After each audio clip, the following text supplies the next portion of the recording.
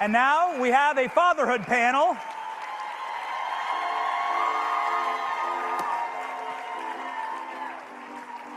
Yes. Let's go. I think we're going to sit now. And we're going to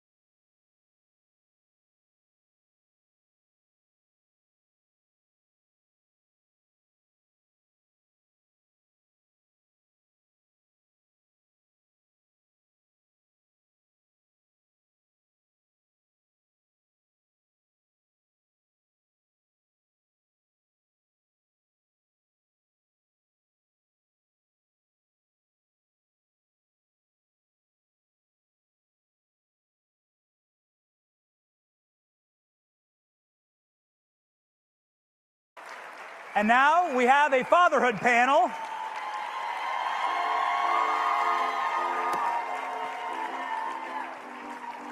Yes. Let's go. I think we're going to sit now. And we're going to do our own based version of The View. Who's ready for that, all right? Oh, you like this better, yeah? All right, no Joy Behar in blackface on this panel. You know, she did that right. I'm not trying to be mean. She wore blackface. She got away with it. Strange, that. I'm definitely not Whoopi, just so you know. And he's not Whoopi. That's what he says.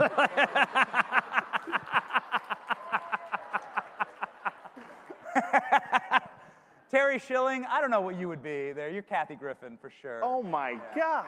I'm sorry, yeah.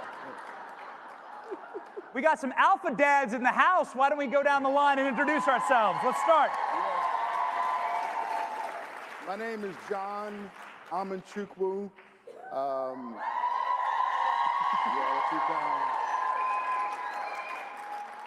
Known by the liberal media as the book banning pastor. And so, that's an honor. I'm Terry Schilling. I am the president of American Principles Project, but most importantly, I am father to 7 children. And my wife's gonna kill me for making this announcement, with our 8th on the way.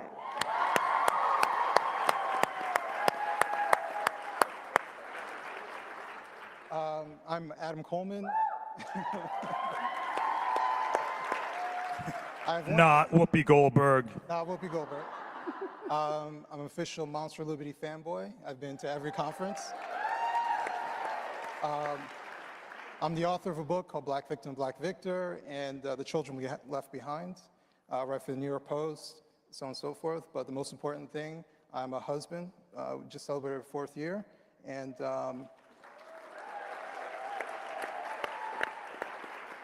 I have an adult son, 20 years old, just turned 20. Yo. Let me throw this in there, Benny. I've been married to for 17 years, and I have 3 children, John Patrick, Pamela, and John Jr. There you go. Yeah. Can we normalize that? Can we normalize, like, if you're going to be a man and you're going to sit on a panel, you better be bringing children, right? You better say, yeah, okay, I manned up, all right? And I'm raising babies. Yes. That's my first question. Boys, I got good data right here. I know it's not up on the screens, but I can show everyone.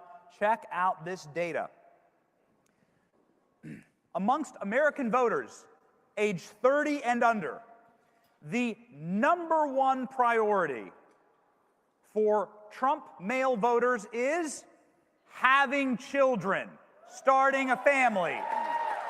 For female Trump voters under the age of 30, it's #6. We got to work on that, ladies. Okay, all right.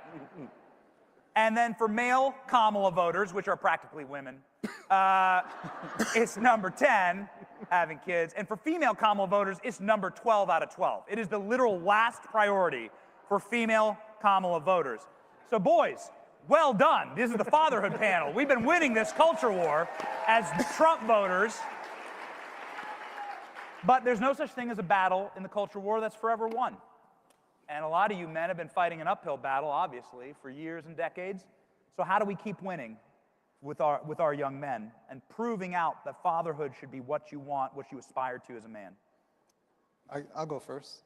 I think we have to show men as being more than income earners. I think the biggest issue that we face is men and women, unfortunately, believe that the father is just the guy who goes to work, brings home the bread, and gets to knock out and go to sleep. And I grew up without my father. I know what it's like to not have a present father. But I've also talked to many men and women who grew up with a father who technically lived in the home but was just as absent as my father.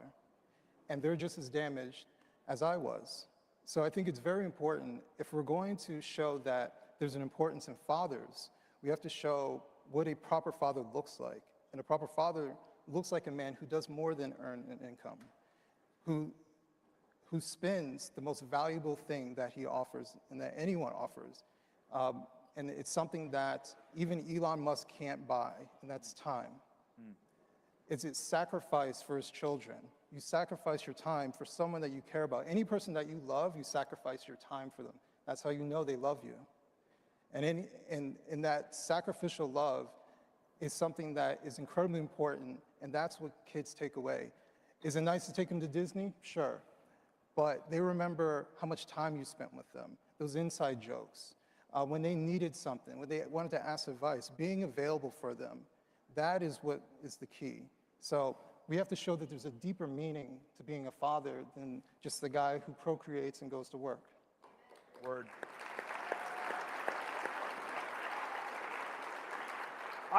I think we've got a crisis with, obviously adults. 40% of Gen Zers say they don't ever want to get married. 43% say they don't want to have children, which, by the way, I get the 43% that say they don't want to have children. I could come up with a million reasons not to have children after having 7 of them.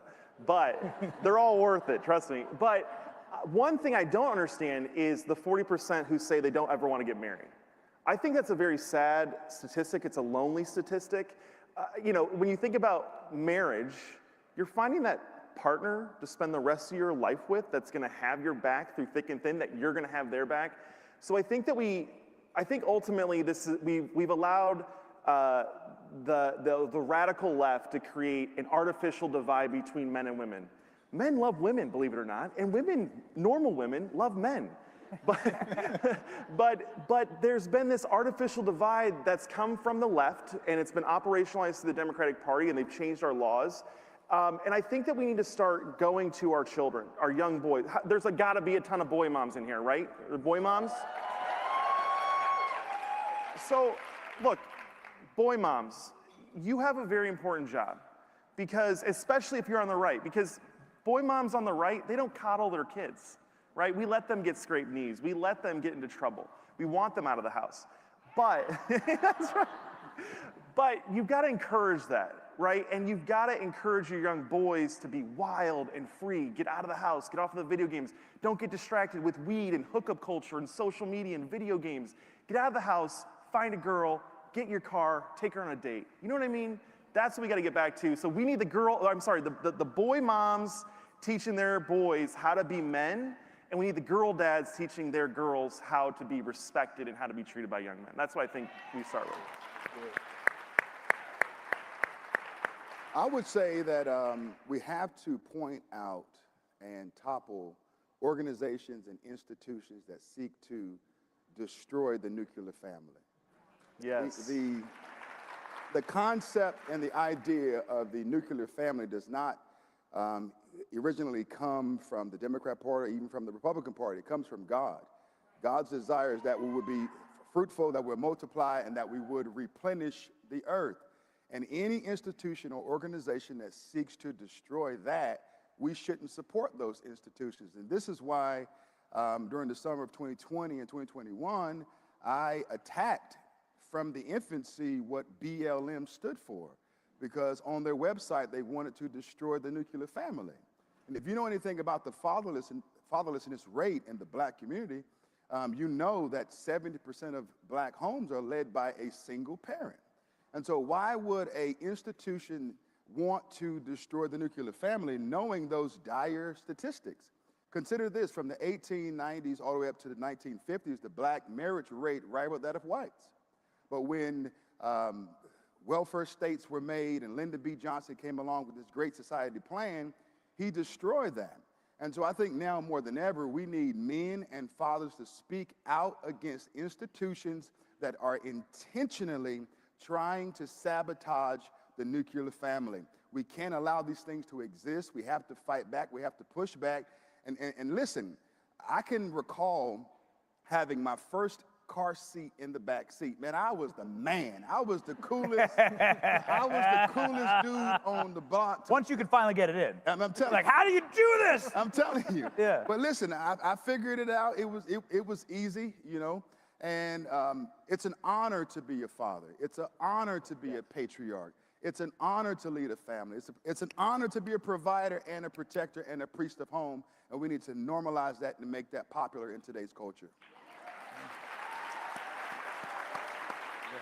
The natural follow-up that I'd love to hear everyone answer, but that you mentioned, is that the government, you're saying, destroy institutions Yes. that attack the nuclear family, that create fatherlessness. Right. Well, what attacks the nuclear family more than the incentivization structure of our own federal government to pay single moms more Correct. to not have a dad in the household? Correct. They used to have government minders go house to house to ensure the father wasn't there. That's right. So the lady could get a welfare check. I mean, that's sick, man. Yeah. That is a sunken society. So are you saying let's get rid of those programs entirely? Yes, what I am saying is that welfare is there for people who are going through a short-term lack and they have a need. But it should be a safety net and not a hammock. You shouldn't spend 10 decades on welfare. And we need to monitor how we dole out these funds and support people who are in those positions. My mother was on welfare for about 6 to 7 months, but she didn't like the fact that all 4 of her children were going to school and having to eat from the free and reduced lunch line. So my mom went and took on another job to make sure that all of her children were not in the free or reduced lunch line. What am I saying? I'm saying that you can obtain and reach any pinnacle in society regardless of your pigmentation and of your skin tone and your color. We should not allow the Democrat Party to think that they have a corner on the market for making successful people in America, which they don't. It's the anti-God family. It's the anti-family party. And so we have to point what's going out and make it clear. The Democrat Party wants to destroy the notion of family in America. And I don't believe that Christians should support a political party that seeks to do that. I don't know how you can call yourself a Christian and support the Democrat Party in the first place. And what I'm saying right now is not popular. It's not popular to say, but it needs to be said. It's necessary because we have the Democrat Party position as an entity that seeks to destroy God. They are haters of God, and they are inventors of evil things, and we need to point that out. I'm personally really happy right now that Kamala Harris is unemployed. I don't know if she's on welfare or not, but I hope she gets the help that she needs. You know what I mean? Okay, so maybe can we broaden this out to the rest of the panel? What should the government be doing to incentivize family creation? How about that? Well, one, I think we need to stop lying to the people about the priorities that are good or better in our society. We spend billions and millions of dollars in our society telling young girls that their career, that their educational attainment is more valuable than being a mother. Is that accurate? Is being a press associate for Google more valuable than having a baby? I don't think it is, and I think we all know that that's true. But that doesn't stop the federal government, our state governments, our local governments from pushing these ideologies on our young girls at the youngest levels, right? I'm the eldest of 10, full disclosure, but I was talking to, my sister was 12 at the time, but she was number 9. And I asked her, I said, what do you want to be when you grow up? Thinking she would say, a doctor or a lawyer. She said, I want to be a mom. I was blown away. That is what we want our young women to say. And here's the other thing, Benny, that I'll tell you is that I had this conversation with my mom. She was going through that time where she realized she couldn't have any more kids, and she was lamenting it. And she said, I'm just kind of mad at God because he's taking this ability to have children away from me, and I really like having babies. I like having a family. And I said, Mom, you maxed it out. You had 10 kids. But she had this revelation, and it was obviously the Holy Spirit. She said, but then I had this sense of peace. Your youngest brother, Tony's 10 years old now. He's going to be graduating high school in a very short time. I'll be able to go get that college degree or start the coffee shop I wanted to do. And guess what my mom's doing right now? She is the executive director of our local crisis pregnancy center. She's tripled the revenue for that crisis pregnancy center so that she's helping young women have more babies and afford them. That is so beautiful. And by the way, I would hire a mom of 10 kids, 5 kids, 4 kids, 3 kids, over anyone with a college degree and no children. Yeah. Easily. Yeah. Right? Okay, You've run a household of 10 kids, 5 kids, whatever it is, 2 kids even. You have management experience. You have life skills. You have seen human beings at their best and at their absolute worst. You know more about humanity than anyone with a doctorate even. So, I don't know, I just think we need to stop lying. We need to stop these government programs that inculcate and indoctrinate our daughters into these lies that careers and education are better than, or I'm sorry, education's important. College degrees are garbage. College degrees are trash. They're not better than being a mother, and we need to stop lying. What should the government be doing to incentivize fatherhood and parent and family creation? I might be the outlier, but nothing. Please, preach. I think part of the problem is that the government feels that it needs to entrench on everything that we do and incentivize everything. And some of it is our fault. Some of it is us saying, hey, government, you have a bunch of money. Why don't you support this? Why don't you support that?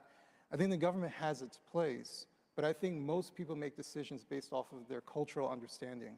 So while it's true, you know, we have welfare programs and things like that, that's one aspect.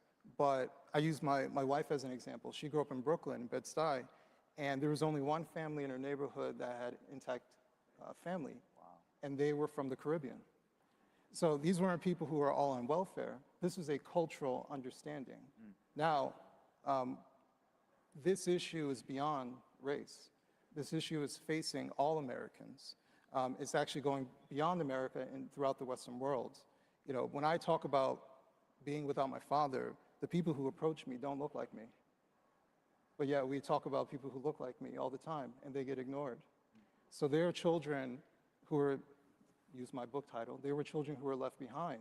And even socially, we don't discuss them. We don't discuss what they're going through. And maybe in some aspects, we talk about single parenthood, but what about the children of divorce? Because they're equally troubled, and no one seems to be advocating for them. Their entire world splits apart because 2 people can't agree anymore, who made promises to each other that they were going to stay together forever, and 5, 10, 15 years later, they renege on that to the detriment of their children.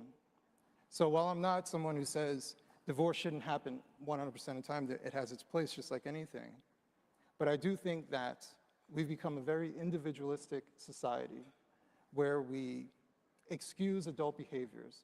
The adults get to act like children. The children are expected to respond like adults. The children are supposed to be fine and understand that mommy and daddy don't love each other anymore. And I'll just throw you into therapy and you'll be fine. Meanwhile, mom and dad get to go out and date and act like whimsical kids, go into movie theaters. Meanwhile, the kids are wondering when's the next time they're going to see their father. So these are real situations, and I think that culturally we have to make a change. And it's beyond maybe you're doing everything that's right, but what about your sister and your brother? You know that they're abandoning their kids, and you say nothing.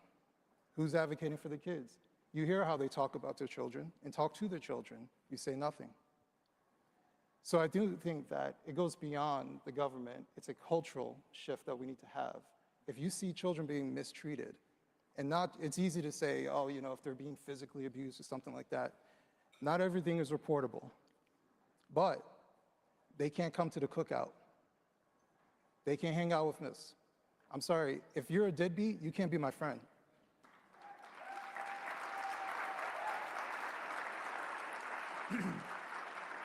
For fear of this being taken out of context, because this is not obviously the audience nor the movement to beg for government solutions for everything, I'm not trying to do that exactly, but what I am doing is looking around the world at countries that are seeing collapsing birth rates. Yeah.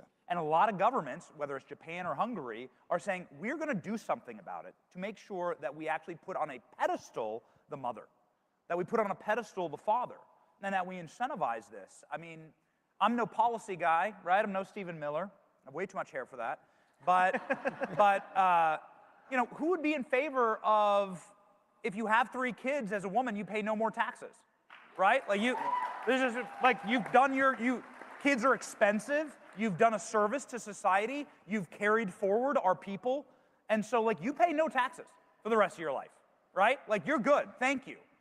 Okay? And I don't know if, well, you have 6 kids, you get a check. I don't know. I'm not. You get a Bitcoin, right? I'm a big if you have fan 6 of kids, giving you get 1 checks to Bitcoin. families. I don't know. I'm not the policy guy.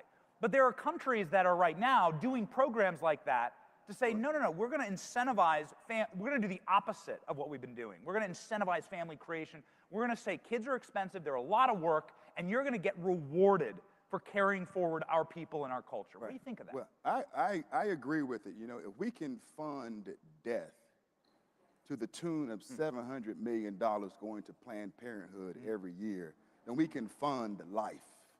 I believe that. If we can do that, I believe that.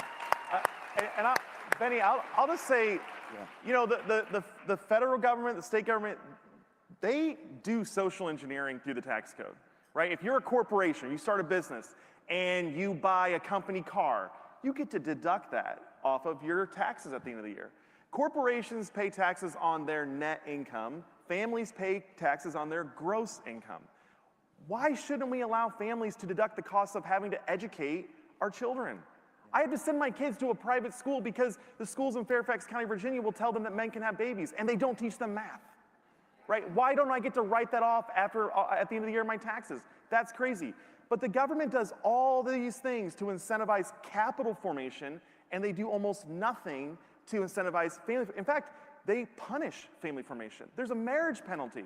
We got to get rid of the marriage penalty. We got to get rid of every incentive that keeps parents from staying married and children from having parents. Wow. Well, the only thing is, when we talk about tax credits, we're talking about people who are already in it. What we want to is incentivize people becoming married and having children. And so what we have to do is hit them, in my opinion, with a private solution. We need to have more movies and TV shows that show families as actually something that's beneficial. Yeah. I think the conservatives have not done a good job when it comes to being involved in the culture. We fought against it, but we need to actually be part of it. We need to show, not tell, that being a happy, healthy Christian member of society who has children is something that is ultimately beneficial and rewarding. I wouldn't take anything back about my life, especially when it comes to having my son. My son is part of the reason why I'm here, because I've grown as a man. Becoming married, I wouldn't be doing any of this without the support of my wife. Where every turn, thank you, you can give her a round of applause. My background's in IT.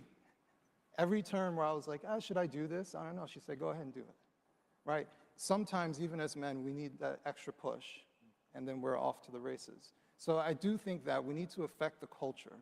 The government has its place, but I do think we need to get involved way more into the culture. Beautiful. We were talking a little bit about Snoop Dogg backstage. Don't ask why, but feel free to tell the story, actually. But you bring up such a great point, that culture is so, we live in a center-right country, but Hollywood, media, and entertainment do not reflect that at all. Right. They are straight-up communists, these people, and Antifa members, and they're degenerates, and it's sick, and it's demonic. I think a lot of it is truly spiritual, and it's sunken. And every single father figure that I see projected into society, whether it's Homer Simpson or Peter Griffin or Stan Marsh, everything this side of Fresh Prince of Bel-Air, I think, which was a great show, actually. Yeah. Great show. Are we Fresh Prince fans? I don't know. Yes. I think it's a great, I think that was actually pretty good. I would love to have Uncle Phil as my dad. It's like, smack him around. But everything seems to be denigrating of the father. What was the last really great father figure that was projected, right, by our massive entertainment system? Yeah. Did somebody yell one? Give me an example. Who? Oh, Cleaver? Like Beaver Cleaver? Like you leave it to Beaver? That's like the 50s. Anything recent? Well, Benny, I will say, know.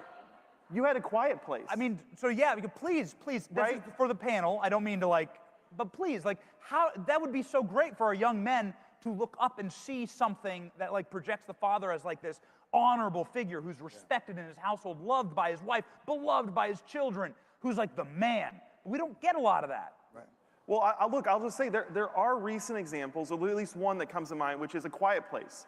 John Krasinski from The Office created this movie, and if you've seen it, I don't want to ruin the ending, but the father dies for his family, dies to save his children. And he's a very strong father. He's smart, stoic.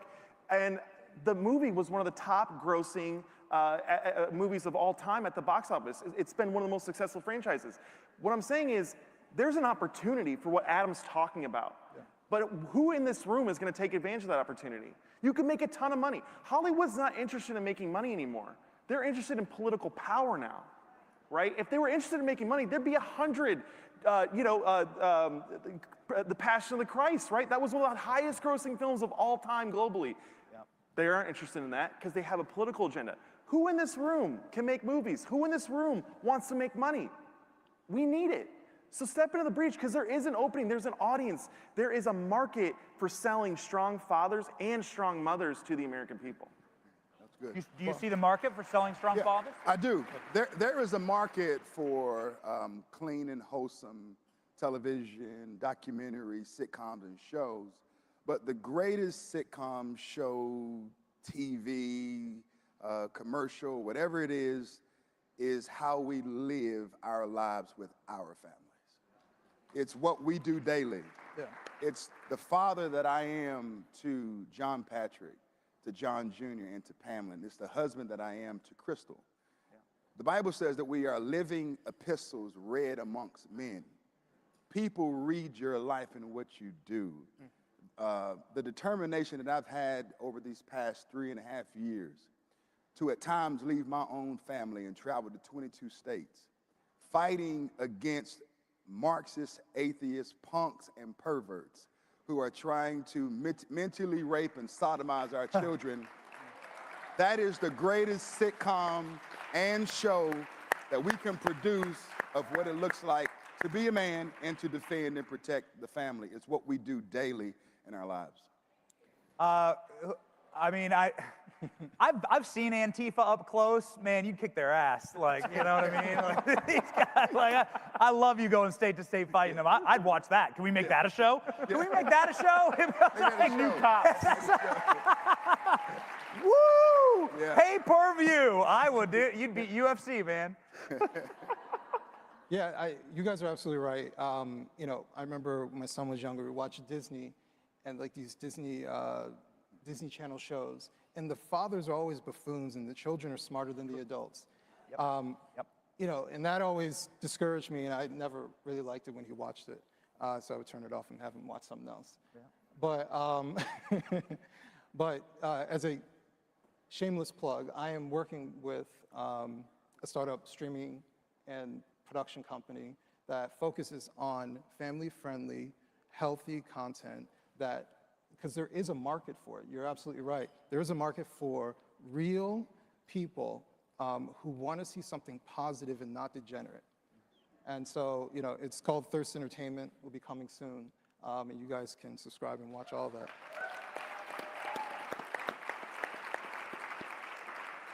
I know that we're almost out of time here, so I just want to go through. There's so much wisdom on this stage. I feel like we could have this conversation for the next couple hours.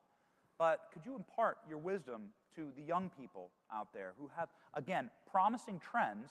We talked about big issues here, but give some advice. I know that you probably get asked this all the time by young people. Man, how do I get started? How do I make a family? How do I cut it in life?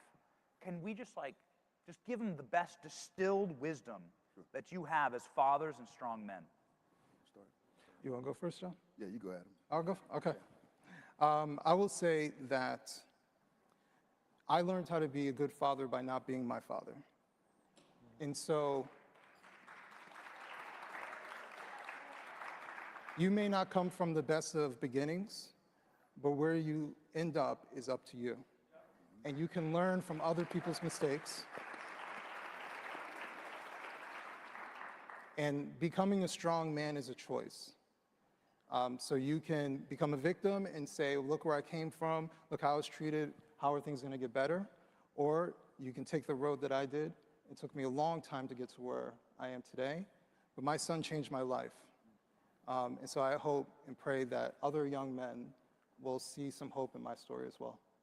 Beautiful. Live by example. Please, Terry. It's just common sense. I think we just need to talk to our young people and say, we all talk to them about America and how great our country is. We inculcate them into that. Talk to our kids about the beauty of family, the beauty of becoming a father, the beauty of becoming a mother, how important that is, and how much longer lasting of a legacy that is for the entire world than a college degree or even the best career. Some of the happiest people ever die very poor, but they die surrounded by their 10 children, right? Think about that. That happiness lies in your family. It lies in the intangible, the things that come to us from God, like our children, which, by the way, children are a blessing from the Lord. They don't come from anywhere else, right? College degrees come from woke morons who want to destroy our country. Reject the woke morons and their gifts and accept the gifts from God. That's it. Boom. I think now more than ever, we have to talk about the sacred covenant of marriage. Yes, yes. Before the children come, there's a marriage there. There's a covenant there. You're not in covenant with your children. There's a relationship with your children, but you're in covenant with your spouse. And it's imperative that children see the magnitude, the greatness, and the blessedness of this divine covenant. And when we normalize the covenant, we make it easy for children to conform to the covenant and desire the covenant for themselves.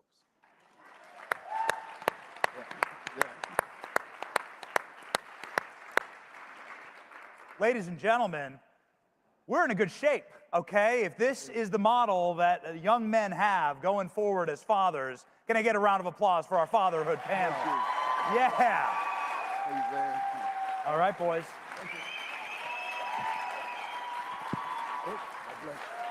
Chris. Here we go.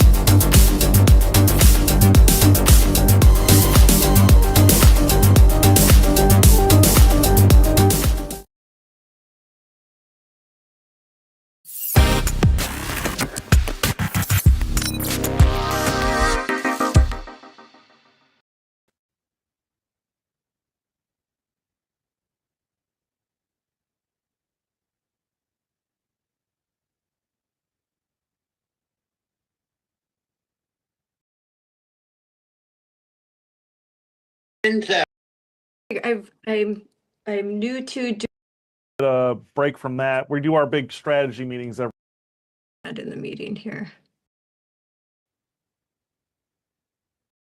It's fine because I need peace.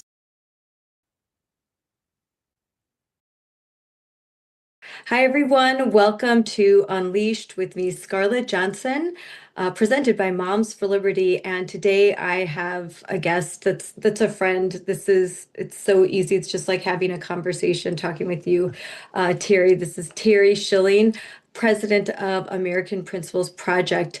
And we want to talk about something today that's really important, a project that you mentioned in one of our last podcasts a couple months ago. And it's a movie, a very special movie and a very special premiere that you're going to have. And I want you to talk more about it. Your premiere's at Mar-a-Lago, which I will have total FOMO because I can't be there. My daughter just announced her pregnancy, so that's great. I'm flying to Florida to see her. She's doing exactly what you said. She's having more babies.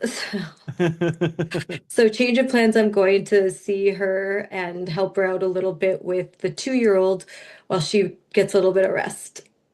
Oh, well, I'm so envious of you, Scarlett. I'm very much looking forward to becoming a grandfather.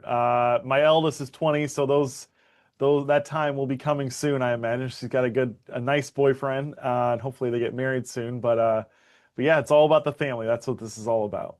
Yeah, it is. It's amazing, and being young and married, and they've got so much energy.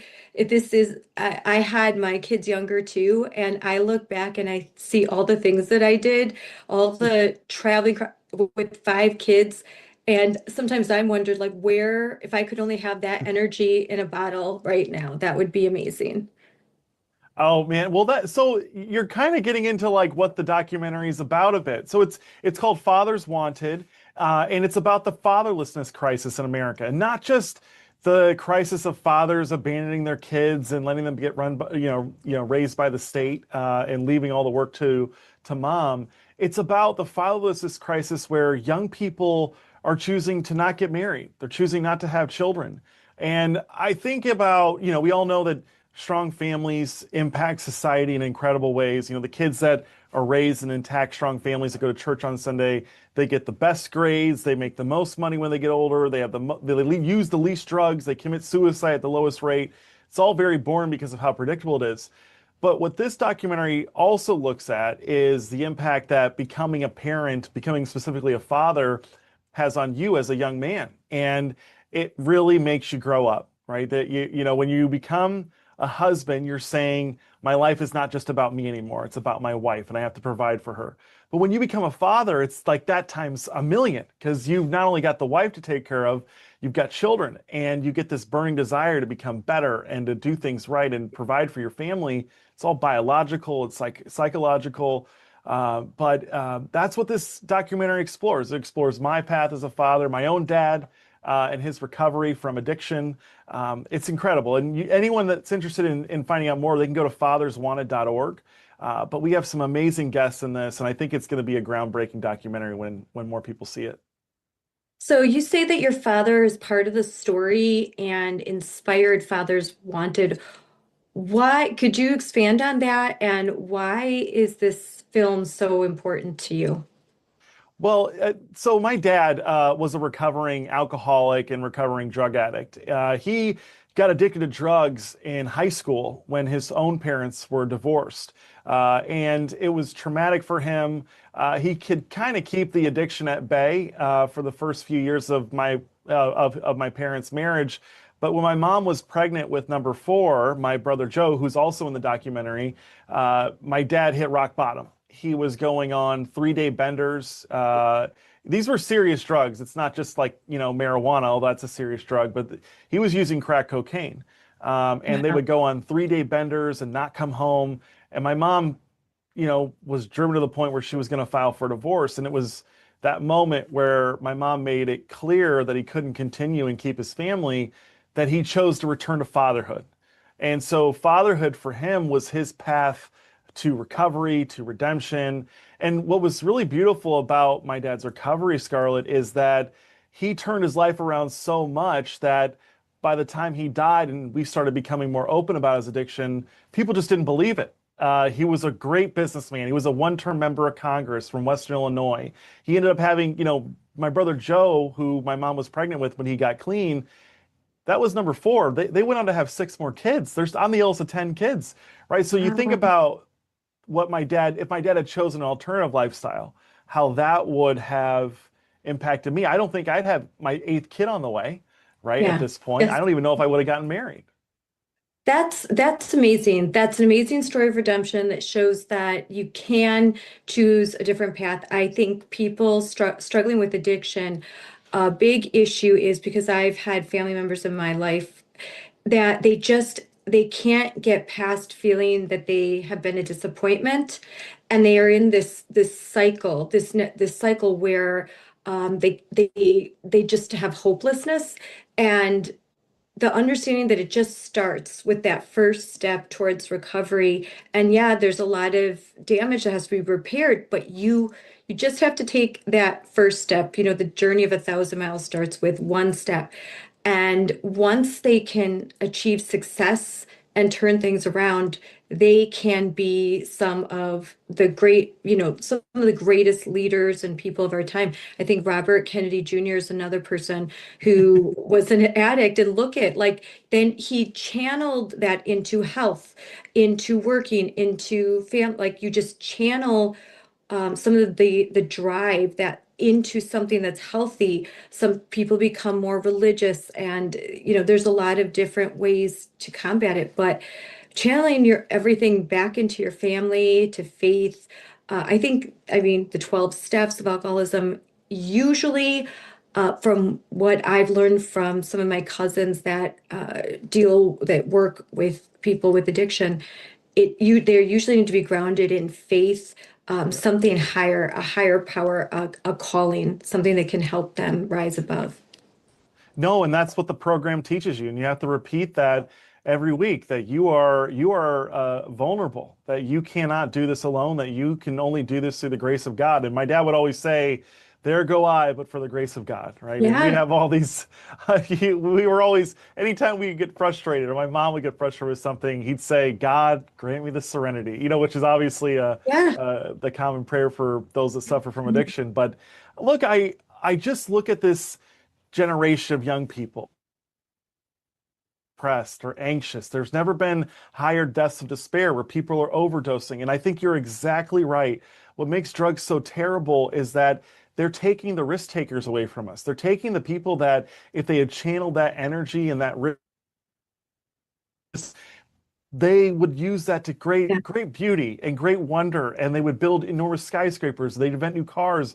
And it takes these people that are just so creative and not risk averse, the game changers, the disruptors, and it takes them out of the field and it gets them complacent with drugs. And that's what fired my dad up about getting other people clean. That's why he stayed involved in the program for so long. And that's why he literally told me in his final days, my dad passed away in 2021. He had rare intestinal cancer, and we only identified it when it was stage 4. But in his final days, he told me, he's like, "I want you to share this story. I haven't been strong enough to share it myself with more people, but if we can help other men, other fathers get back with their families, other men get clean, let's share the story." Because I'm telling you, Scarlett, it was such a shocker to so many people after he died. I gave the eulogy and I talked about his recovery from addiction, and so many people came up to me afterwards saying, "I had no clue." But that's how great God is, right? Yes. If you're open to Yeah. him healing you, he can heal you to where people don't even know what happened in the past. Yes. 100%. That's a great story. So, how old were you when you had your first child? I was 19. My Yeah. my eldest daughter is now 20. She's a sophomore at Illinois State University. But Wow. Scarlett, it was my second semester senior year of high school that we found out that my girlfriend was pregnant. And I will tell you, I was never, I guess I was afraid in the beginning, but it was like abortion wasn't even an option. Like it wasn't even a consideration. It was, how are we going to take care of this baby? Are we going to we actually looked at adoption. We looked at a lot of things, but man, when Grace was born, there was no giving her to anyone else. We just had to keep her, and she's easily one of the best human beings I've ever known. She's so talented. She's so musical. She's a fantastic student. I mean, we've never had to really bother her about studying or getting good grades because she just gets 4.0s all the time. I couldn't be more That's proud of her. But yeah, amazing. I was 19. I was a much younger Terry and much less facial hair. That's for sure. Well, that's also an inspiring story because I think, especially today in 2026, you don't hear a lot of about 19-year-olds getting pregnant and they get married and they have the child, and then fast forward 20 years and you're still married, your wife is having your eighth child, and it's a success story because often, even in the Christian community, the message is, oh my gosh, like, that's it's doomed to fail. And I think that instead the message that you can get married, it's not, this doesn't have to be a bad thing. No, it's not what we would tell our kids that's what you should do in high school. But when it happens, it doesn't have to be the end of a story. It's the beginning of something different. My daughter had her first child young, and she was in college, but it wasn't something that they were expecting. And I know a lot of people would think, tell your daughter to have an abortion. This is a life sentence for her. She'll never achieve her dreams. And of course, she did. She had her baby. She got married. She's graduating from nursing school this June, and she's having another baby, and she's going to get her master's degree. Like nothing is changing any of that. And you find a way. Have a. That's why family's important. Being close to grandparents is important as much as you can, and just know that life can find a way. You can get through this, and it will. 20 years from now, you're going to have a kid that you're going to say, I can't imagine my life without my son or my daughter. No, that's exactly right. And you really do find a way. And I think what makes abortion so tragic is that you're snuffing someone out before they've even been really given a shot at life and changing the world. Like it's not just a baby, right? It's someone's future spouse, it's someone's future teacher or doctor, someone's future best friend, right? We're all dependent on each other in incredible ways. And I think ultimately that's what I hate about abortion. That's what I hate about the breakup of the American family and how our government policies over the last several decades have created a situation where it's really tough to afford a family, where it's tough to have enough time to spend with your family. If we were getting policy right, we would be making sure that families had more time together, right? That you didn't have to work as much, that you worked fewer hours for more money, right? That's literally prosperity. That's how you become prosperous, is when you can provide for your family and work fewer days a year. And I think ultimately that should be the goal of every policymaker is, how do we make it so that, it doesn't take you 30 years to own your home, it takes you 20, it takes you 10 years, right? Like, how do we create prosperity and get people from dependency, right? And that includes all the debt that's forced on us just to live these days. So I just look at this next generation, I think, man, you guys are missing out. Like you're choosing this, like you're choosing to not have a family, to not get married, to not have children. It's like choosing poverty. It's like choosing to be homeless. Like you're choosing to handicap yourself. And I just tell everyone, you don't need to have a million kids. Just be open to whatever God sends your way, because you're never going to regret having a baby. They change your life in incredible ways. I know that I have read research that states that a lot more women would choose life if they had a supportive partner, if they had basically a father, if their boyfriend stepped up and said, I want you to keep the baby. I will be a part of life, or let's get married, or I'll support you. A lot more women would not make the choice of abortion. And so if men stepped up and there was a culture that supported that, I think there's so many issues that this isn't all about men either, that women are told to, instead of, if you're listening to Jordan Peterson, we are supposed to be choosy about our partners because we know that we can get pregnant, and we want to make sure that if we're going to be intimate, it should be, in my opinion, married. But that's not always the case. You try, that's the goal. But that you're with someone that will be a husband and a father. But when we tell women, just behave like a hormonal teenage boy, that's your right. In fact, that's what's empowering. I think you're denying, basically female biology, because that's just not, it's not in our nature. And when we behave that way, we end up depressed, we have anxiety.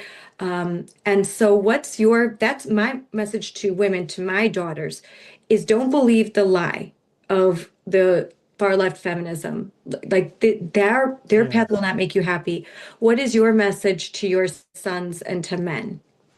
Well, I'm so glad you brought this up, because I think it's greatly undercovered, especially when you're dealing with abortion and choosing life. A lot of times we talk about the doctors, we blame the women.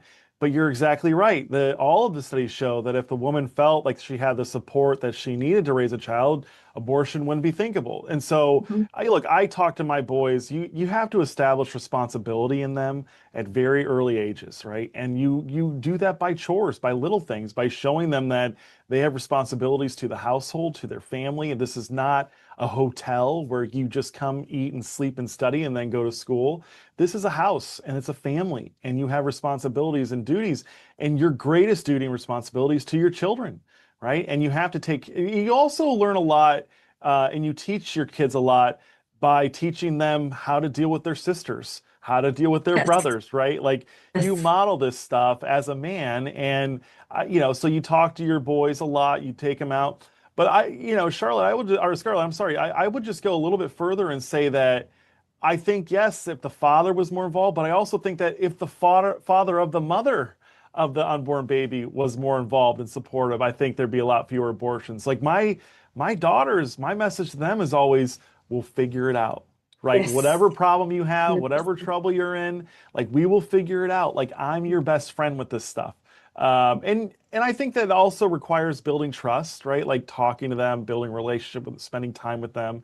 And to the dads listening, or the moms listening that can then tell the dads, you know, the one-on-one time is so critical, but it doesn't have to be like hours at a time. It can literally just be like, hey, let's go get a Slurpee at 7-Eleven, a 5-10 minute trip down the street. And that's a lot of time actually of just one-on-one. You get a chance to catch up real quick. Your kids just need to know that you're there and that you love them and support them. And I think that makes a lot of things interesting. But I think I think we go wrong on with our daughters and our boys when we blow things out of proportion, right? Like Yeah. at the end of the day, even if you're unmarried and you're pregnant, like blessed be the name of the Lord. This is a Yes. new human being that It's a God life. created, that He willed Yep. into being, and we're going to take care of this baby. We got to figure out a plan. So I don't know. I think we need to embrace life more. What's so Babies bad are about blessings. Babies are yes, blessings. yes, that's it. And they are willed into existence by Yes. God. Like who am I to question that? I'm no one. I'm just Terry Schilling. Yes, babies are blessings, and even if it wasn't part of the plan, I mean, I've had 5 kids, and only one of them were we trying. It was all surprise. It's all A lot of surprises. extra wine on Like, your wedding oops. night Yeah. anniversary. Yes, it's like, oh, I wasn't planning, but the minute it's a life and has purpose. I couldn't imagine my life without any of my children and grandchildren. So, there's a empty space where a human being was supposed to be, and we want to encourage life. And when you're talking about for sons, and I have one son, 4 daughters, but I think modeling behavior, but also as a mom, he was never to raise his voice to his sisters or to me, never lay a finger on a woman, always pay for a date. I don't care what it is. Yes. If you have $5, she Yes. doesn't pay, you pay. You open the door, you go meet the parents. And they're diamonds in the rough. You raise your children like this, and they're diamonds in the rough. I have 2 nephews. They are amazing, and they have been raised in the church. They've been raised to be strong. My brother's an ex-Marine as well, but they're also kind. And it is so rare. So many people will just tell when I'm with them, like it's so a boy like that. Oh my gosh, polite, kind. How can I help you? We can do it. It's not perfect. My brother's not perfect. I was not a perfect parent. We messed up all the time, but the thing that we did do was just consciously and with effort raised our son to be a man. Yeah. No, that's exactly right. And we actually explore this theme. So one of the people that we interview is Bishop Robert Barron, out of Rochester, Minnesota. And he has a whole section where he talks about how becoming a father is critical to growing up, right? And taking on responsibilities, living for other people rather than yourselves. And he brings up the example of the playboy, right? A playboy is someone that just lives for themselves, the lavish lifestyle. It's very narcissistic and self-centered, but they're a playboy. They're not a play man, right? Yeah. And they're stuck in adolescence. And Yes. I really don't think that you become an adult until you start focusing and serving other people. And that's the big difference. And I think that we are by eliminating fatherhood and by eliminating families, we're prolonging adolescence. I mean, think about like how long people stay in college now and get advanced degrees Yep. and they're dumber than ever, right? Like they're not Yeah. actually smarter or better off after getting the degree, but they still act like children. They still think like children. They think, what's next for me? What's next for... I don't know the last time I really thought about my needs because I have 7 I kids with know. another on the I way and know. a wife at home. I got a staff here at APP. You know, my whole life I'm trying, and any bit of me, any bit of my life that's still about me, I'm, you know, trying to readjust so it's not as much about me. I think your legacy is always like in the impact you have on other people, right? Yeah. And you experience that when a parent dies and you have all their friends and the people they helped in their life coming up to you saying what they did for them, what your dad did for them. And it's a real eye opener and it really changed your perspective on everything. I know we talk a lot about unaffordability of things and we do need some solutions. We could talk more about that, but one of my daughters just recently asked my husband, like, how did you become successful? At what point, did you finally like achieve some more of that financial success? And he said, honestly, the when having another kid, like usually we're pregnant, we're having another kid, he said I had to think to myself, I just strategized, okay, I've got to work harder. I've got to get up earlier. I've got to figure out how I'm going to take care of my family. He didn't think how, like, send Scarlett out to the workforce, you go get a job, or what government program can I have? It was like, what am I going to need to do to take care of my family's needs? And I had more fire in my belly than the guys around me who did not have children. It's so true. I mean, it's been my own experience, right?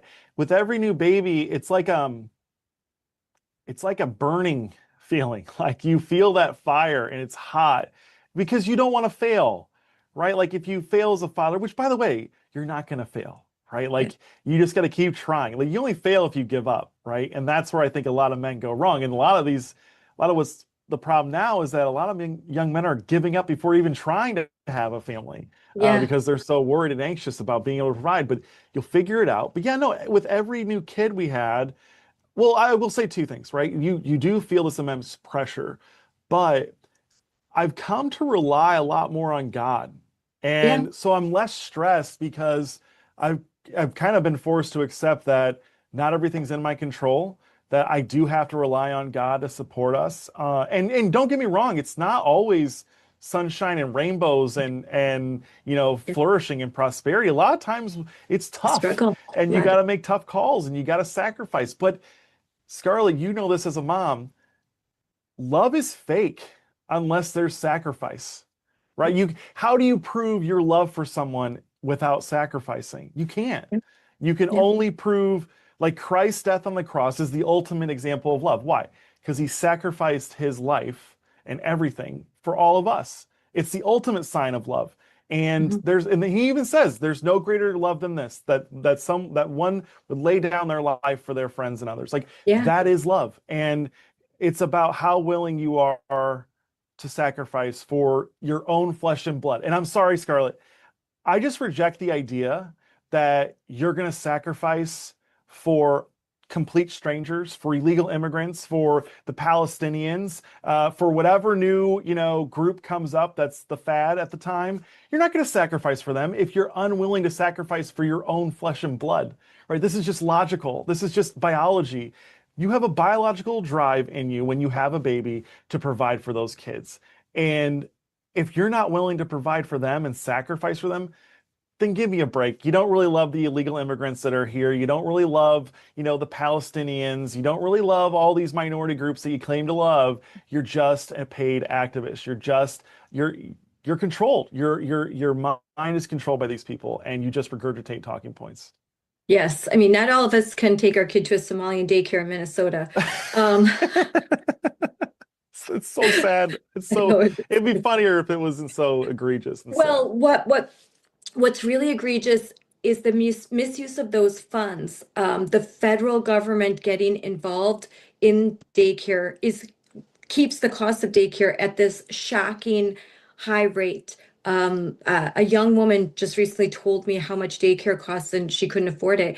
And I said, blame the government because they are subsidizing so much daycare that that it's unaffordable if you are above the poverty line, if you are middle class and you're finally getting to the point that you're okay, we can make it, and maybe I need part-time daycare.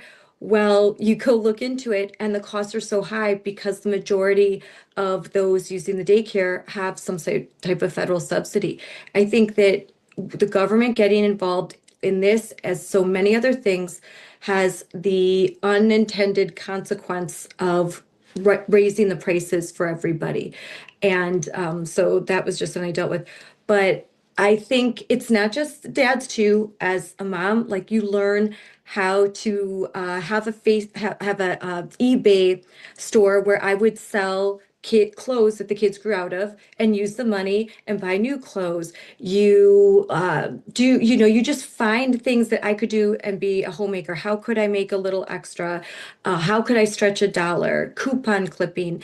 And I think that you and I have discussed this before, that after 4 years of Joe Biden's disastrous policies and inflation, right now it's harder for young people to make that dollar stretch.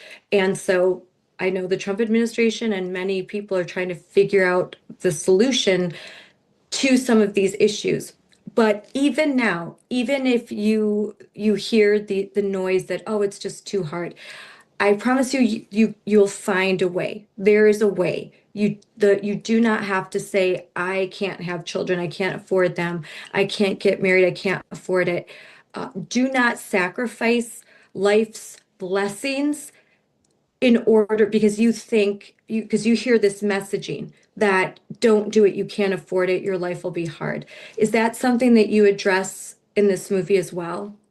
Yeah, so essentially make the argument.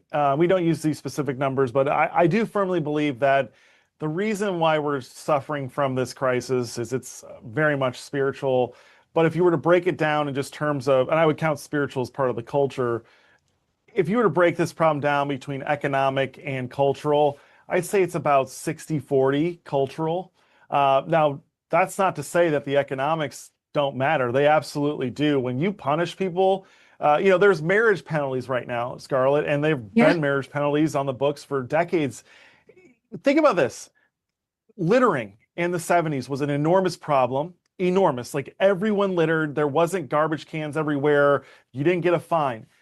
We basically eliminated the vast majority of littering simply by instituting $25 and $50 and $75 fines, right? And that's stopping littering for $75 a pop. The marriage penalties are upwards of $30,000 a year, right? Yeah. So when you punish people when they get married by taking away $30,000 in benefits or increasing their taxes by that much, that's a real cost. And that's going to keep a lot of people, especially people that know these programs, which, by the way, if you have any family members that have ever been on government assistance, they know the rules of these programs. And they have social workers that help guide them, that they meet with on a regular basis. So when they go to that social worker and they say, "Oh, where'd you get that ring? Oh, well, we're getting married in a couple months. I'm so excited. We're going to start a family." Oh, well, that's going to be really bad for your benefits. You're going to lose about $2,500 a month. And I know we're talking about benefits, but that's so short-sighted. It's really bad, right? Marriage and family is actually how you get out of poverty, right? The vast majority of people that are on welfare are not married. They're single. A lot of them don't even have children. And it's a total nightmare. So I don't know. There's so much that we got to cover, but the housing is a major problem that we talk about. We talk about the marriage penalties. You brought up childcare. I want to make something very clear about childcare and subsidies, especially for childcare. First and foremost, subsidies for childcare actually don't lower prices. We have seen more subsidies than ever with childcare, and guess what? The price just keeps going up, and it takes more and more of our income. That's because of one simple factor. Prices are set by corporations to be the highest possible amount that people are able and willing to pay. And the Yep. government can give them subsidies and help cut down those costs, but unless they have price controls, which is a whole other problem, unless they Yeah. have price controls, they're just going to charge you what it costs and what they can make from you. The second problem with childcare and subsidizing it is that it actually doesn't help increase birth rates or marriage rates. In fact, it gets parents separated from their children even more. In Singapore, for example, it's basically the custom where you'll have young girls will live with you and basically serve as nannies for dirt cheap. A lot of them just live in the house for free and take care of the kids. Their birth rate is at 1.0, and you need to be at 2.1 for replacement rates. So the subsidizing daycare thing, it just doesn't work, and it costs an extra money, and it actually increases your childcare costs. I think what works is if providing having an economy where the mom can stay home for at least a period of time and be a homemaker, and a family can live off one income or at least one income, and mom can work part-time, or if mom's makes more money, dad can work part-time, just so that there's more parents can be home more. And so I think then that is where, when there's a homemaker, there's a lot of kids. Yep. And that's with me. Like, and then you just get used to it. That becomes just your way of life. You have children, and then you have friends who have children. I mean, this was the culture I grew up with. Multiple kids, moms get together, play dates, groups. We were always figuring out, like, oh, did you see that consignment store, that resale shop? You trade clothes, a Yep. bartering system, you come together, especially in the military. This was the way things were. I think you said culture materialism has created unrealistic expectations that just you don't need that, and it doesn't make you happier. I tell my kids all the time, some of the happiest days were when we did not have as much money and you kids were young, and right, if you looked right now where I'm looking, my wall is adorned with all of these pictures of them when they were younger. And and the money was tighter, but we just made it work, and we had so much fun with the kids. And just that message, we just need that messaging out there more, that you don't have to have a 4-bedroom, 4,000 square foot house to have 2 kids. Every No, kid doesn't that's need their so own true. bathroom. That's right. And look, you can, the reality is that families are a lot more economical than any other thing out there, right? Any other arrangement. You have a husband and a wife with children. Guess what? I'm not just getting 29 miles per gallon. I am getting 29 miles per gallon per person in my 8-passenger minivan, right? Like, I'm actually transporting a lot more people for fewer, gallons of gas and fewer money than a lot of other people driving even those hybrid cars out there. But no, you And you have don't need to lots of have money. babysitters. Your kids that can be babysitters. That is so your children do. For all the young parents that are watching, and you got 3-year-olds, 2-year-olds, I promise you, there's going to be a day where they turn to assets, where they actually can help clean, they can do the Yes. babysitting. And Charlotte, or Scarlett, I'm sorry, I keep calling you Charlotte. I don't know why. Scarlett, the coolest thing about a family that I've recently picked up on is you have enough kids and you essentially have created an ecosystem for your Yes. family. So you have rules, and you got to work really hard with the older ones, the firstborns, to institute those rules and make them real. But there's a certain point where then the kids start self-enforcing the rules on the other kids, because kids Yep. love hierarchies. They love being older than the other ones because they get to tell the other ones what to do. And so it's so natural. It's so beautiful. Like, our house gets clean every Saturday morning by the kids because they know if they don't, they're not going to go to the movies. They're not going to go to 7-Eleven. You want these rewards? Well, you got to work for it. You got to earn it. And I don't know. It kind of gets to a point where we're on autopilot, and then you're just dealing with like drama. But Yeah. the littlest kids, those are always the tough. Like, part of this new one coming, it's like, oh my gosh, another 2.5 years of diapers, another Yes. 2.5 years of messes. But you know what? There's other It's kids all that worth can it. help with all of that. My son, who's a doctor now, they'll ask him like, "Oh, you're so good with kids, or you're so good." He was like, because he was changing diapers when he was 10 years old. He was babysitting. He was driving his sisters around. He was helping, he had to help clean. He cooks. He does dishes. His wife now is very grateful that when she's had a long day, she'll come home and he's cooked and done the dishes and cleaned up because he had responsibility. The oldest and with little ones, under him, he had Mhm. responsibility. My daughters, like and they crave it, they need it, and Yep. it's good for them. They're not little slaves, although they may tell you that every once in a while, like I'm not a slave. It's like, but you build an ecosystem, and then if you even add that you have cousins, that's what I would encourage. Like, if you can, stay as close to your family as possible, because you could have grandparents, cousins, aunts, uncles, great aunts and uncles, and then you form a real ecosystem of support and help. And, each one takes turns. When one is in need, someone is there. And that I think that some of the things that have happened culturally have really hurt that really important ecosystem that sustains us. Yes, and so I would say there's a few things, right? First of all, we tell women that once they start having kids, their life is basically coming to an end. The reality is that's actually when your life really begins. Uh, my mom had 10 kids. We've talked about that earlier, but she can't have kids anymore. So guess what she's doing? And the youngest is 15. She's running the local crisis pregnancy center. She has a Wow. job now. And by the way, she's crushing it. She's raised more money for them than any other previous executive director.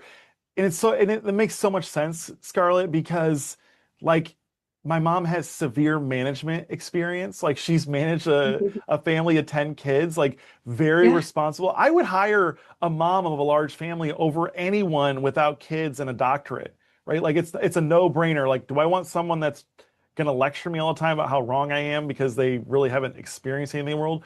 No, I'm gonna hire the mom of a big family because she knows how to work and she's not afraid to get her hands dirty, and she's probably going to be a lot wiser and smarter than anyone else.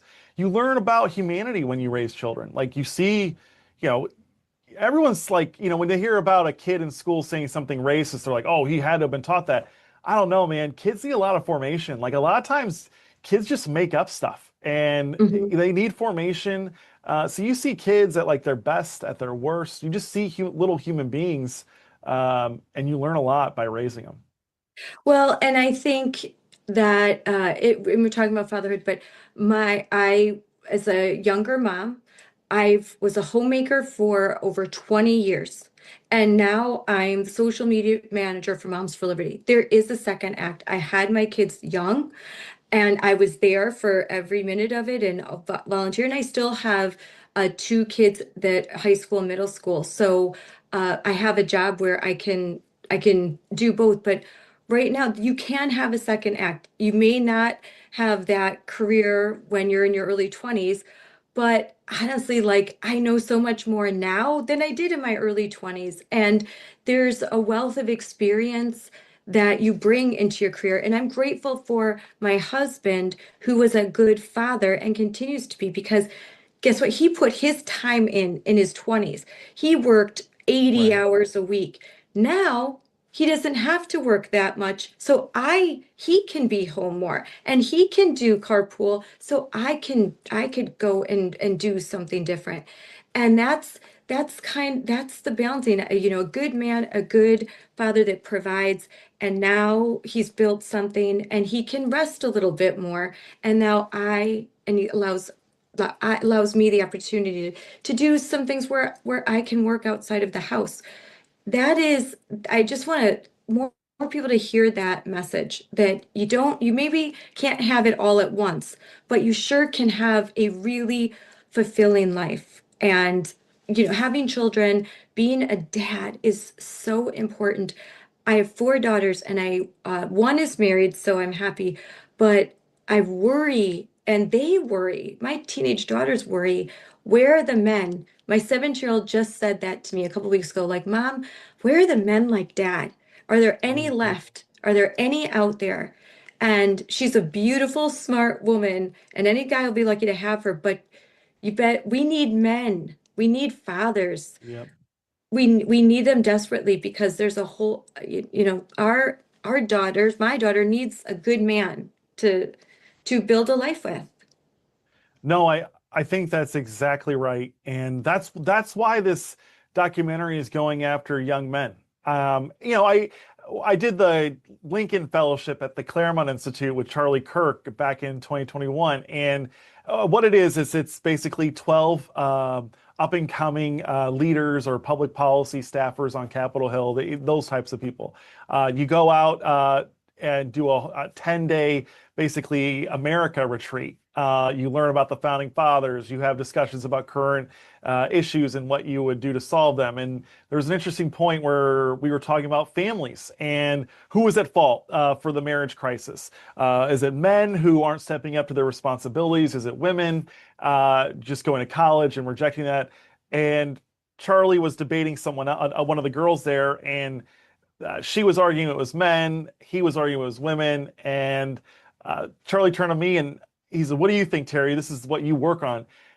And I said, I just think that like men, if they're actually the head of the household, like it says in the Bible, they kind of got to be the ones that have their stuff together first, right? And they got to be the ones pursuing women, right? I think at the end of the day, it's kind of weird if a woman is pursuing a man.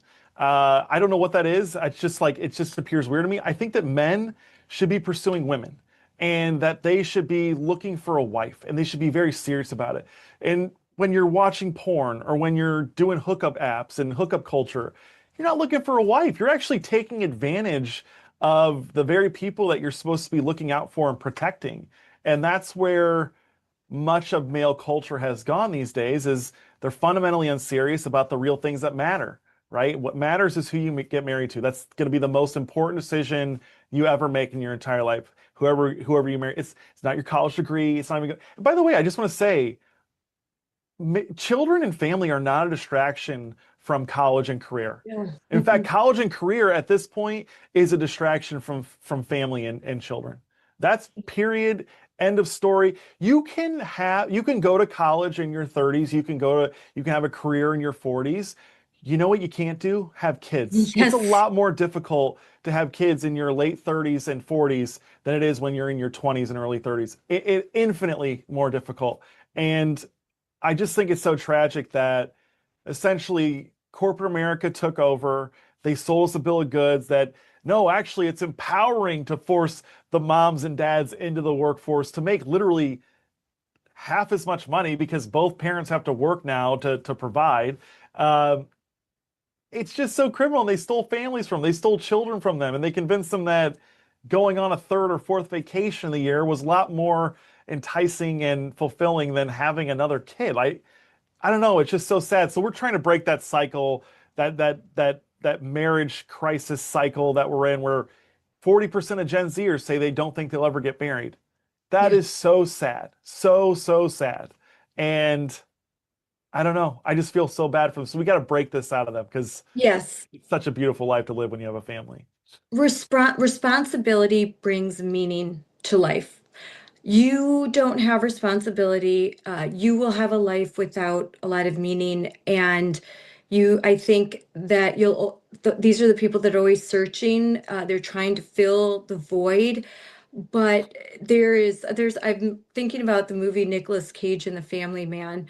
And like if you haven't watched it, you should watch it. We watched it over Christmas. And to me, it's great. It was, he starts off because he was this high-powered businessman, had everything he ever wanted.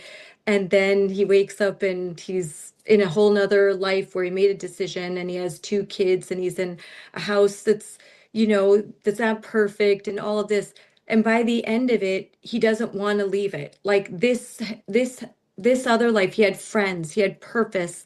He had, the walls had handprints on them, but it's all the cliches are true. If you don't have a purpose, if you aren't providing for someone else, if you're always just thinking about yourself, I think that Chelsea Handler can do all the videos that she wants. It's not real. You're not a person filled with joy and happiness. So in No, and remember when we did Dr. Phil and yes. they put us up against those child free by choice people, and they're like lecturing us, the people that actually got married and had kids. They're lecturing us about how much better their lives are without children. How would you know? Like, how would you know? And I'm sorry. I'm sure everyone else has very cute kids that are absolutely lovable. I have several that I love, but there's nothing like your own children, right? Like, no one, you can't judge whether or not you and your husband should have children based off of other people's kids. That's like a really bad reference point, right? But yeah, I found that whole conversation at the end of, I've reflected a lot about it just because, one, I don't think it was a fair system. I don't think No. child Mm-mm. free by choice. You're trying to create a political movement. You're trying to encourage more people to stop having children, which is pathetic. It's really Yes. sick and demented. Like, what is it to you if I have more children? But I've thought a lot about that, and I think the thing that's so asinine is that the people who have no experience having children, literally have never held their own baby in their arms, are telling a group of people that they shouldn't have children. You don't know. Like that would be like me saying, don't go to Disney World. Have you ever gone? No. Well, then how do you know? Right? Like, Yes. if you haven't been Yeah. to Disney World, you have no right to tell other people not to go to Disney World. And I think it's even like worse for people that tell other people not to have children when they haven't had them themselves. Well, that Dr. Phil episode, they made it look like we were trying to force people to have children. And the whole point was because they didn't really play the clips that we had seen beforehand. Um, I'm sure you saw the same things that I did, but that they were TikTokers that were basically promoting what you shouldn't have kids. You can go to Disney World without kids, which I don't know why you would do that. But you could do all these things without kids. You don't need kids. Like you're so much fun without kids. Like I'm not having kids. We're eating. We're going. They were We're going. dinks. Yeah, we're dinks. They were going to like Sam's Club without kids. I'm like, why would you go buy food Why do in you need a bulk? Sam's Club membership if you don't have children? They were buying cookies in bulk and all this. But and they're so happy. But to me, they're filling an empty life with a lot of stuff. And I don't think that these are people that are probably gonna be married in 10 years. And then one of the ladies was like took videos of her cat to me, which all said like that's her baby. She substitute her maternal instinct now has been transferred to her cat or her many cats, or so that female, that maternal instinct and even the paternal, all of our instincts will get transferred somewhere else. And it's Yeah. not good, No, and you see this actually playing out before us, right? There was a recent survey that's been done year after year. I think it's by Gallup or Pew that's been tracking political ideologies based on men and women. And what they've shown is that men have remained pretty consistent, like they really haven't gone further right or further left. What's happening is women are becoming radicalized. yeah. And you see these protests, and it's always women that are supporting Palestinian rights. And it's like, well, they would want you in a burqa, and they don't want you showing, definitely don't want you in a bikini at the beach. I'll tell you that. They don't support abortion. Like, they support all these crazy things. They are supporting the rapists and the murderers that are killing young women across the country, the illegal immigrants and the gang members. Kilmar Abrego Garcia has like a group of friggin' what do they call them? I don't know. Not roadies, but Yeah. groupies, like they have Yes. their own fan bases Oh, and yes. Oh, it's yes. gross. Like, why are women on the front lines defending all of the criminals, all of the like people that would put them in prison and put them in burqas? It's because they don't have children, Yeah. right? Like they are maternalizing complete strangers. Um, and it's totally crazy. And they look to the government as a father figure, or they look to an authoritarian as a husband or father to take care of them. Yep. So they're looking, so essentially they're looking to this more masculine entity to protect them and take care of them. And that can be authoritarian.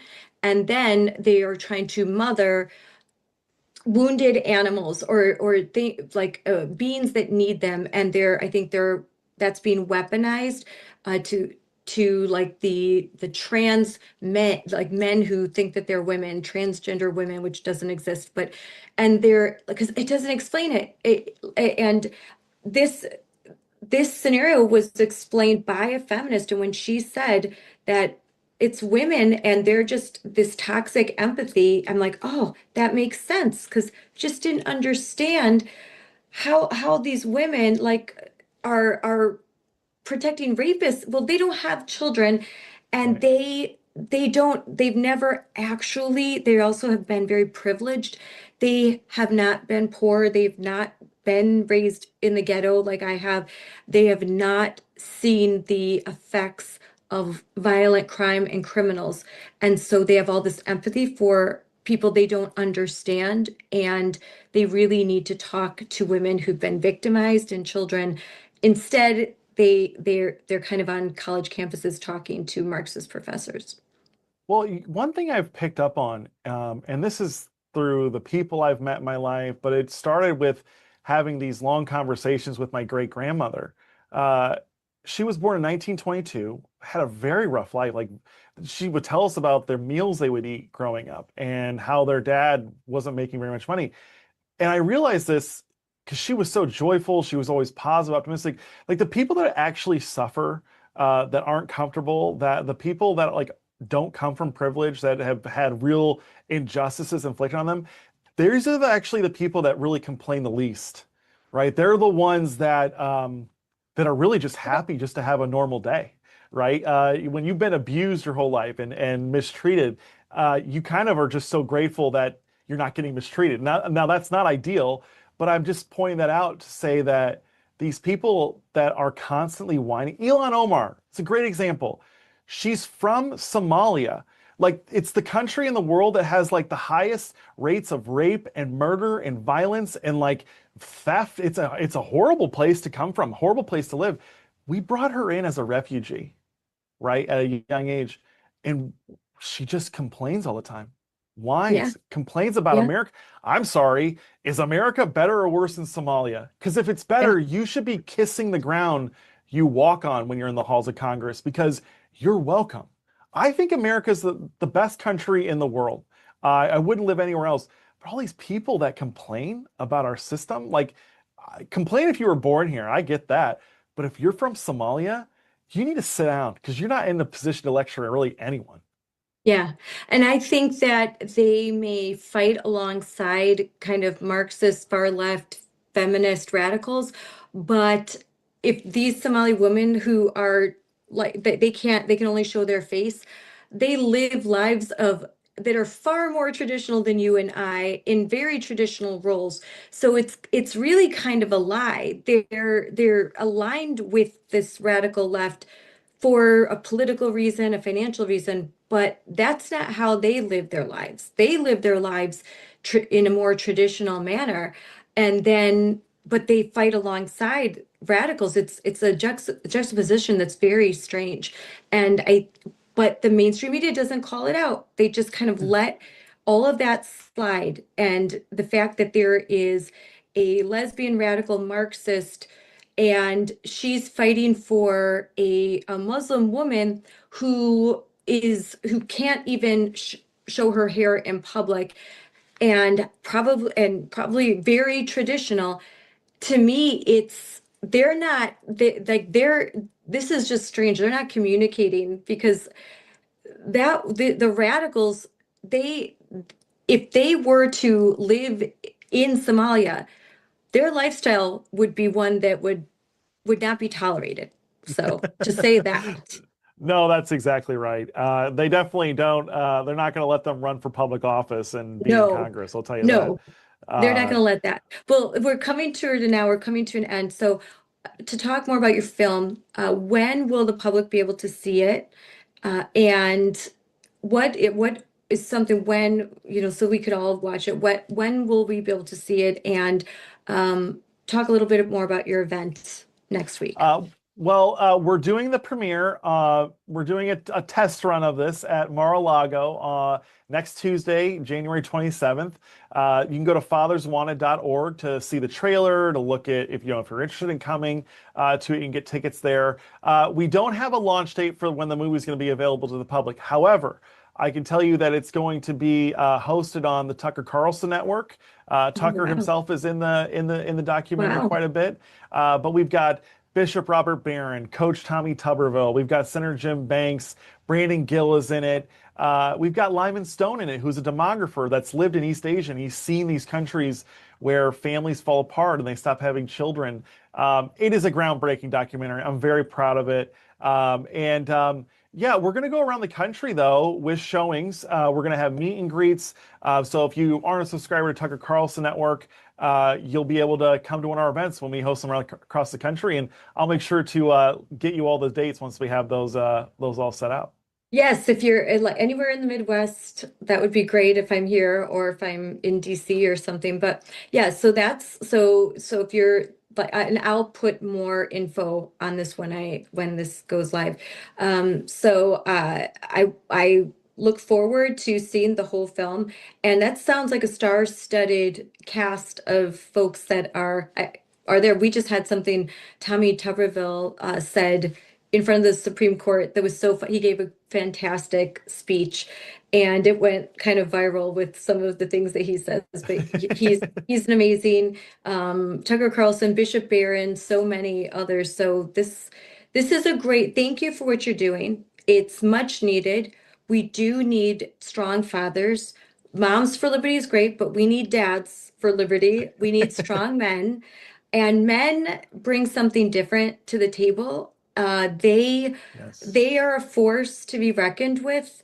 And right now, I think a lot of our cultural decline is because there's this radical sort of female vibe it's not actually feminine in the sense it's something that it's going to be it's harmful for women, and it's definitely detrimental to men. Yeah, no, look, I really appreciate you having me coming on. But regarding what's going on with women, there is nothing more anti-woman at this point today than radical feminism, right? It's not actually feminine. It's not actually promoting women. It's actually erasing womanhood. And you Yeah. can tell that because all of the major feminist leaders, they've all endorsed the trans movement, right? They've all endorsed the trans industry, the $4.5 billion trans industry that sterilizes children, that puts men in women's spaces, that puts men in women's sports, takes away their opportunities in education and sports, and makes them less safe in their own private spaces, right? Like there's some Yeah. horror stories just right here in Virginia of men just being total creeps and claiming Yeah. to be women in the women's showers and locker rooms with little kids, And so feminism, no one hates women more than feminism, right? And the feminists want to destroy womanhood. That's why they're against motherhood. That's why they love abortion. They don't talk about anything besides abortion and birth control. Like, I'm sorry, women have a competitive advantage to men, and they really have something incredible. They can create new human beings. Elon Musk is about to be a trillionaire because he's going to create a bunch of robots. Women create new human beings. Yes. Like that's more Yes. special than what Elon's doing with robots, and Yes. it's a lot more important. So I'm totally with you. I think the feminists have sold. I think the feminists were co-opted by the corporations to get women out of the home, to have more government control, to have the government become daddy, and to make women a lot less happy because women have never been less happy and they've never Yeah. had fewer children. They've never been in less stable relationships and marriages. And I think we really want to turn the tide on all these major issues. We got to get back to family. Yeah. Women have been sold a story, they've been sold a lie. And I think men have too.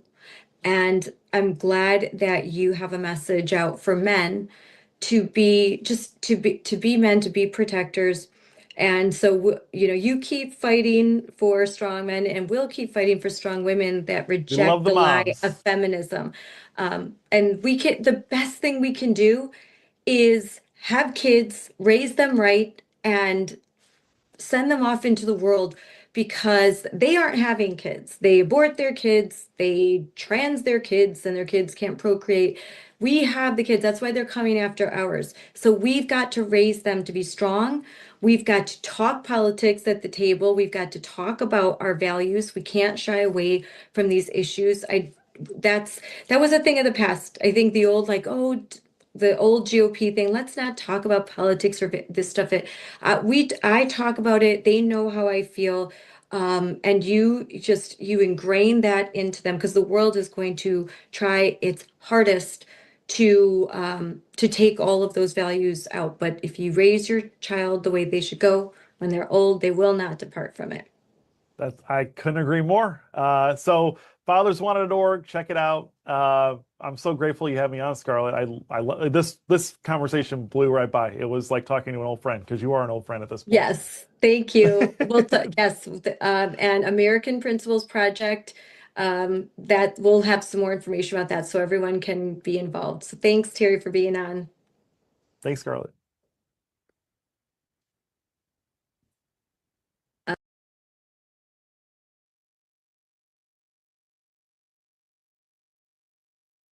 In 1960, the average American family had over 3 kids. Today, it's less than 2, and dropping fast. Before we can fix the future, we have to understand the crisis that we're in today. Men aren't having kids. Birth rates are falling fast. And many men are afraid of losing their freedom, afraid they can't provide. They're afraid they'll fail. But these fears aren't happening in a vacuum. They're the result of deep cultural forces.